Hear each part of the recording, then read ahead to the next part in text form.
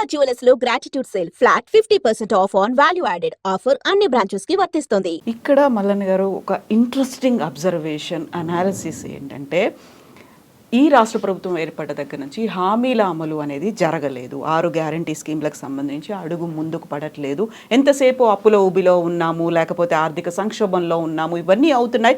ప్రజల్లో వ్యతిరేకత అనేది వస్తుంది, వాళ్ళు క్వశ్చన్ చేస్తున్నారు, ప్రతి చోట ఆందోళనలు అవుతున్నాయి. కాబట్టి డైవర్షన్ పాలిటిక్స్ అనేవి గతంలో హైడ్రా వచ్చింది, మూసీ వచ్చింది, ఇలాంటి దాంట్లో భాగంగానే రేవంత్ మల్లన్న కలిశారు కావాలని ఆడుతున్నటువంటి ఇంకొక డైవర్షన్ డ్రామా అనే మాట. రేవంత్ రెడ్డి గారు నేను పాలోళ్ళం కాదు, ఆయన గెట్టు పక్క పంటే నాకు గెట్టు లేదు, ఆయన ఇంటి పక్క పంటే నాకు ఇల్లు లేదు.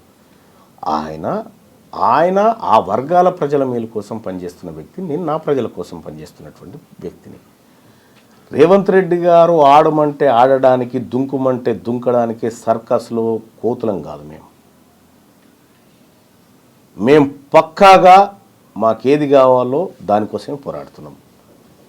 సో రాష్ట్ర ప్రభుత్వానికి వచ్చిన వ్యతిరేకతను డైవర్ట్ చేయడం కోసం ముఖ్యమంత్రి గారు ఏమైనా చేస్తే చేసుకుంటుండొచ్చు, కానీ మేము పక్కా మా లైన్లోనే ఉన్నాము. మమ్మల్ని ఎవరో ఆడించాల్సిన అవసరం లేదు, ఆడిస్తే ఆడడానికి మేము సిద్ధంగా లేము. అయితే ఇప్పుడు మీరు ఏకైక ఎజెండా బీసీలకి సంబంధించి ముందుకు వెళ్ళాలి అనుకుంటున్నారు. దెన్ వాట్ అబౌట్ కాంగ్రెస్ ప్రభుత్వం ఇచ్చినటువంటి హామీలు అమలు? ప్రజలు ఎదురు చూస్తున్నారు, ఇంకా 4 ఏళ్ల పాటు పాలన కొనసాగాలి. దాని మీద పోరాటం మల్లన్న చేస్తాడా చేయరా? కరెక్ట్.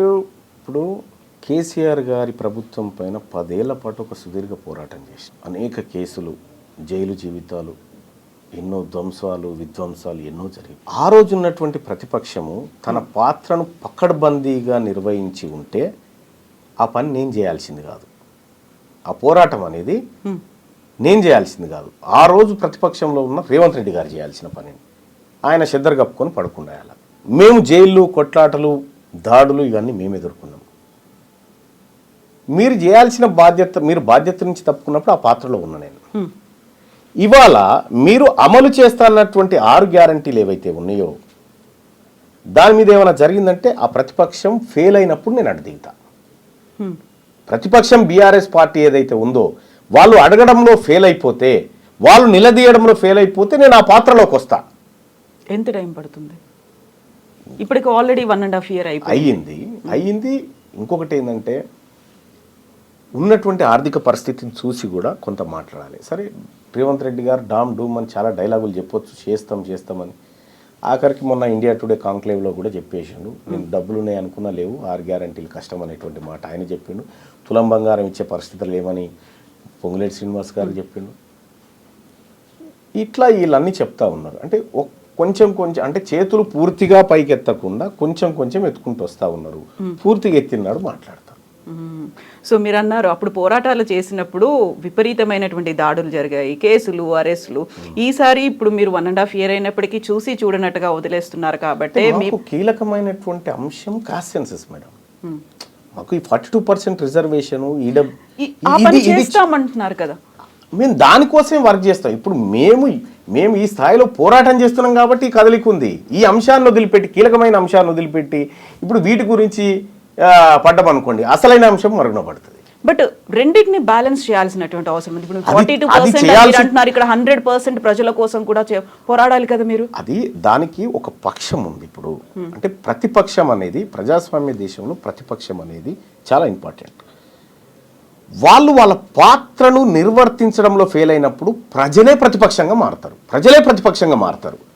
సో చాలా కంట్రీస్లో అదే జరిగింది. ఇక్కడ కూడా బీఆర్ఎస్ పార్టీ ఈ ప్రభుత్వాన్ని నిలదీయడంలో కానీ ప్రశ్నించడంలో కానీ ఫెయిల్ అయినప్పుడు ఆ పాత్రలోకి వెళ్తాము. ఇప్పటికి కొంత ఏదో వర్క్ చేస్తున్నారు, వాళ్ళు వర్క్ చేస్తున్నారు. అంతో ఇంతో కొంతైనా 100% కాదా? 100% అని నేనేం అనుకోవట్లేదు, కానీ వాళ్ళకు ఉండాల్సినటువంటి లొసుగులు వాళ్ళకు ఉన్నాయి, చేయడంలో ప్రయత్నం చేస్తూ ఉన్నారు. సో చేయని కానీ మా వర్గాల గురించి మాట్లాడడానికి వీళ్ళు రెడీగా లేరు కదా. మేము ఉన్నాం కాబట్టి మేము ఈ కార్యక్రమం చేస్తూ ఉన్నాం. 42%కి సంబంధించి ఇప్పుడు చట్టబద్ధత కల్పించాలి అనే ఉద్దేశంతోనే అసెంబ్లీ సెషన్స్ అనేవి జరుగుతున్నాయి. మొన్న 3 days పాటు జరిగాయి, ప్రత్యేక అసెంబ్లీ సమావేశాలు జరిగాయి. దీంతో పాటుగా ఖచ్చితంగా స్థానిక సంస్థల్లో మేము రిజర్వేషన్ కల్పిస్తాము అనే మాట చెప్తున్నారు. సో అది కాదని మీరు అనుకుంటున్నారా? అంటే ఒకటి మనము చదువుకున్నటువంటి వ్యక్తులుగా ఎంతవరకు ఏది పోగలుగుతుంది అనేది చూడాలి. ఇప్పుడు ఈడబ్ల్యూఎస్ రిజర్వేషన్ అక్రమంగా తీసుకుంటున్నారనేటువంటిది ప్రపంచం అంతా తెలుసు. కోర్టులో కేసు కూడా ఉంది, కానీ ఆ కేసు విచారణకు రాదు. తమిళనాడులో 69% రిజర్వేషన్ బీసీలు పొందుతూ ఉన్నారు అని చెప్పి అక్కడో కేసు వేసినారు, కానీ ఆ కేసు ఎప్పుడు బెంచ్ మీదకి రాదు. ఇక్కడ కూడా 42% రిజర్వేషన్ ఏదైతే ఉందో ఈ రిజర్వేషను నీవు ఇచ్చేయి, చట్టం చేయి, వీఆర్ హ్యాపీ, మేము తీసుకుంటాం అది. కానీ తాత్కాలిక ఉపశమనమే అది. మీరు ఇక్కడ చట్టం చేసి అక్కడికి పంపించిన, కేంద్ర ప్రభుత్వానికి పంపించిన వాళ్ళు ఏదో ఒక లసుకు పెట్టి ఆపే ప్రయత్నం అయితే చేస్తారు. కానీ నీవు 42% సీట్లను ఈ వర్గాలకు టంచనగా ఇచ్చి ఆ వర్గాలను 42% మందిని తీసుకొచ్చి చట్టసభలో కూర్చునబెడితే నీ చిత్తశుద్ధి కరెక్ట్. మీకు రిజర్వేషన్ లేదు కాబట్టి మేము సీట్లు ఇవ్వమని చెప్పారనుకో, మీకు చిత్తశుద్ధి లేనట్టు. సో ఆ తర్వాత భారతీయ జనతా పార్టీ బీసీల ముంగట దోషిగా నిలబడుతుందా, ఎవరు నిలబడతారనేది సెకండరీ. కానీ నీ నుంచి జరగాల్సిన ప్రయత్నం అంతా జరగాల. ఈ ప్రజలకు కామారెడ్డిలో రాహుల్ గాంధీ గారు, రేవంత్ రెడ్డి గారు 42% రిజర్వేషన్ అమలు చేసి చూపిస్తాం, ఇది కాంగ్రెస్ పార్టీ నిబద్ధ. ఈ రేవంత్ రెడ్డి గారు ఈ మధ్యకాలంలో మోడీ గారి గురించి పాజిటివ్గా మాట్లాడుతున్నారు. మోడీ గారికి తెలంగాణ పట్ల ప్రేమ ఉంది, సాయం చేయాలనుకుంటున్నాడు ఆయన, నాకు ఆయన మనసులో మాట అర్థమైందని చెప్తా ఉన్నారు. సేమ్ ఈ 42% రిజర్వేషన్ బిల్ కూడా తీసుకుపోయి ఆయనకి ఇచ్చి ఆయన మనసు చూరగొని అది 42% రిజర్వేషన్ బిల్లు ఆడ ఆమోదించి 9th షెడ్యూల్లో పెట్టించి రా. లేకపోతే ఈ బీసీల పక్షాన నువ్వు నిరాహార దీక్ష చేయి జంతర్ మంతర్ కాడ. రేవంత్ రెడ్డికి నిజం. తీన్మార్ మల్లన్న ఏం చేస్తాడు? ఇప్పుడు రాష్ట్రానికి మాత్రమే పరిమితం అవుతాడా? దేశవ్యాప్తంగా కూడా ఈ పోరాటం జరగాల్సినటువంటి అవసరం ఉందా? ఇది ఒక్క రాష్ట్రం పంచాయతీ కాదు. ఈ క్యాస్ట్ సెన్సస్ అనేది ఒక రాష్ట్రం పంచాయతీ కాదు, ఇది మొత్తం దేశం పంచాయతీ. ఈ దేశంలో రాహుల్ గాంధీ గారి ఆలోచన ఏదైతే ఉందో అది ఇంప్లిమెంట్ అయితే ఈ దేశం ఇంకా శరవేగంగా అభివృద్ధి చెందుతుంది. కాకపోతే మీరు ఇప్పుడు కాంగ్రెస్ పార్టీలో లేరు, మిమ్మల్ని సస్పెండ్ చేశారు. లేకపోయినప్పటికీ రాహుల్ గాంధీతో కలిసి పని చేస్తారా మీరు? ఆయన ఆలోచన నచ్చింది నాకు. రాహుల్ గాంధీ గారి ఆలోచనతో నేను ఎప్పుడు విభేదించలే. It's a great personality. ఆయన ఆలోచన ఇంప్లిమెంట్ కావాలని కోరుకుంటా ఉన్నా. ఇప్పుడు కాంగ్రెస్ పార్టీలో ఆయన ఆలోచన చాలా గొప్పగా ఉంది, నేను అతన్ని అభిమానిస్తా. ఇప్పుడు లాలూ ప్రసాద్ యాదవ్ ఉన్నాడు, మహిళా బిల్లులో బీసీల వాటా లేదని చెప్పి వ్యతిరేకించిన ఆయన్ని అభిమానిస్తాను నేను. వీళ్ళిద్దరు వేరే వేరే పార్టీ వాళ్ళు కావచ్చు, కానీ ఈ వర్గాల ప్రయోజనాన్ని కాంక్షించేటువంటి వ్యక్తులు ఏ పార్టీలో ఉన్నా మేము రెస్పెక్ట్ చేస్తాం. వాళ్ళతో కలిసి పనిచేస్తారు. ఎందుకు పనిచేస్తాం కదా. యాక్సెప్ట్ చేస్తారంటారా తీన్మార్ మల్లనని దేశవ్యాప్తంగా కాంగ్రెస్ పార్టీ అధిష్టానం? దేశవ్యాప్తం అని చెప్పట్లేదు నేను, దేశవ్యాప్తం అని చెప్పట్లేదు. నా పోరాటం ఈ తెలంగాణలో ఉన్నటువంటి బీసీలకు హక్కులు సాధించి పెట్టడం.